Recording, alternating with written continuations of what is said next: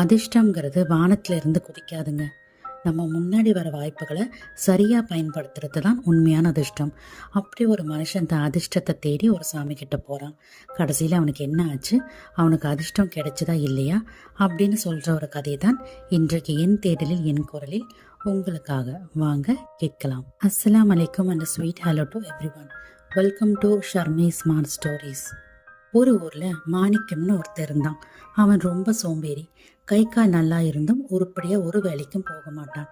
எப்ப பாரு எனக்கு மட்டும் ஏன் அதிர்ஷ்டமே இல்லை, கடவுள் எனக்கு மட்டும் ஏன் கஷ்டத்தை கொடுத்துருக்காரு அப்படின்னு புலம்பிக்கிட்டே இருப்பான். ஒரு நாள் அவனுக்கு ஒரு யோசனை வந்துச்சு. இந்த ஊர்ல இருந்தா தானே நமக்கு அதிர்ஷ்டம் இல்லை, அந்த மலைக்கு மேல ஒரு பெரிய சாமி இருக்காராம், அவர்கிட்ட போய் கேட்டா நமக்கு ஏதாவது வழி சொல்லுவாரு அப்படின்னு நினைச்சிட்டு கிளம்புறான். மலை ஏறி போய்கிட்டு இருக்கும்போது முதல்ல ஒரு பெரிய புலியை பார்க்கறான். அந்த புலி ரொம்ப மெலிஞ்சு போய் உடம்பு முடியாம படுத்துக்கிட்டு இருந்துச்சு. மாணிக்கத்தை பார்த்ததும், ஏ தம்பி எங்க போற அப்படின்னு கேட்டுச்சு. மாணிக்கம் விஷயத்த சொன்னான். உடனே புலி சொல்லிச்சு, அப்படியே அந்த சாமி கிட்ட எனக்கும் ஒரு உதவி கேளு, நான் ஏன் இவ்வளவு பலவீனமா இருக்கேன்னு கேட்டுட்டு வா அப்படின்னு சொல்லிச்சு. மாணிக்கம் சரி அப்படின்னு சொல்லிட்டு மேலே போனான். கொஞ்ச தூரம் போனதும் ஒரு பெரிய மரம் இருந்துச்சு. அந்த மரம் பார்க்கறதுக்கு பெருசா இருந்தாலும் ஒரு இலை கூட இல்லாம காஞ்சு போய் இருந்துச்சு. அந்த மரமும் மாணிக்கம் கிட்ட எங்க போறேன்னு கேட்டுச்சு. மாணிக்கமும் விஷயத்த சொன்னான். அந்த மரமும், தம்பி நான் ஏன் இப்படி பட்டு போய் நிக்கிறேன்னு அந்த சாமி கிட்ட கொஞ்சம் கேளுப்பா அப்படின்னு கேட்டுச்சு. அதுக்கு மாணிக்கமும் சரின்னு சொல்லி மேலே போக ஆரம்பிச்சான். கடைசியா மலை உச்சிக்கு போறதுக்கு முன்னாடி ஒரு அழகான அரண்மனை இருந்துச்சு. அங்க ஒரு இளவரசி கவலையா உட்கார்ந்துருந்தாங்க. அவங்க மாணிக்கத்தை நிறுத்தி, நீங்க யாரு, மேலே எங்க போறீங்கன்னு கேட்டாங்க. மாணிக்கமும் இந்த மலை உச்சி மேல ஒரு சாமி இருப்பதையும் தான் அவரை பார்க்கத்தான் போய்கிட்டு இருப்பதாக சொன்னதை கேட்ட அந்த இளவரசி, அப்படின்னா எனக்கும் மனசுலயே நிம்மதியே இல்லை, எப்பவும் ஏன் கவலையா இருக்கேன்னு அந்த சாமி கிட்ட கேட்டுட்டு வாங்க அப்படின்னு சொன்னாங்க. மாணிக்கம் இவங்களை எல்லாம் தாண்டி ஒரு வழியா சாமியை பார்த்தான்.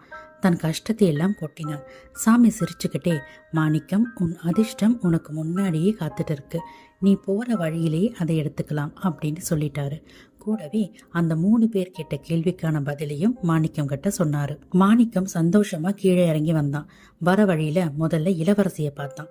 இளவரசி, நீங்க ஒரு தகுதியான ஆளை கல்யாணம் பண்ணிக்கிட்டா உங்க கவலையெல்லாம் தீந்துரும்னு சாமி சொன்னாரு அப்படின்னா.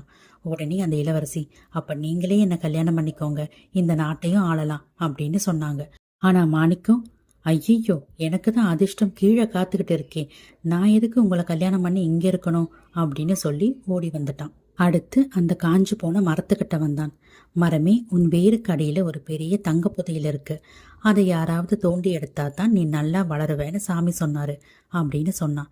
மரம் சொல்லிச்சு, தம்பி இந்த புதையலை நீயே எடுத்துக்கோ, எனக்கும் பாரம் குறையும், உனக்கும் பணம் கிடைக்கும் அப்படின்னு சொல்லிச்சு.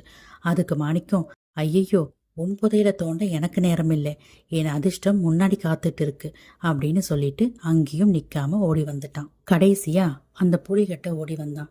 அவன் வேகமா வரதை பார்த்த புலி, ஏன் இப்படி ஓடி வரான்னு கேட்டதுக்கு அவன் முதல்ல பார்த்த இளவரசி பத்தியும் மரத்தை பத்தியும் சொன்னான்.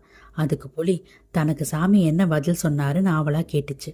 மாணிக்கம் சொன்னா, நீ ஒன்றும் பண்ண வேண்டாம் புலி, என்ன ஒரு பெரிய முட்டாள் ஒருத்த உன் கண்ணில் மாட்டுவான், அவனை அடிச்சு சாப்பிட்டா உனக்கு பழைய பலம் வந்துரும்னு சாமி சொன்னாரு அப்படின்னா.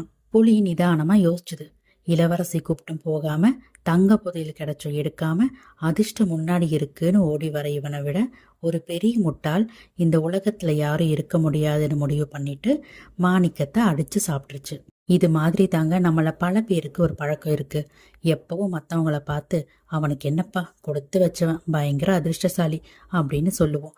ஆனா நம்மளை பார்த்து யாராவது அப்படி சொன்னா, எனக்கா, எனக்கு எங்கெங்க அதிர்ஷ்டம் இருக்கு, நான் கஷ்டப்படுறது எனக்கு தான் தெரியும் அப்படின்னு சொல்லுவோம். வாய்ப்புகள் கதவை தட்டும் போது அதை பயன்படுத்திக்கணும்.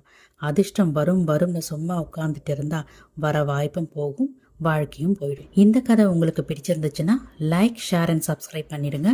மீண்டும் ஒரு சிறந்த கருத்துடன் அடுத்த பதிவில் நான் உங்களை சந்திக்கிறேன். நன்றி. அஸ்ஸலாமு அலைக்கும்.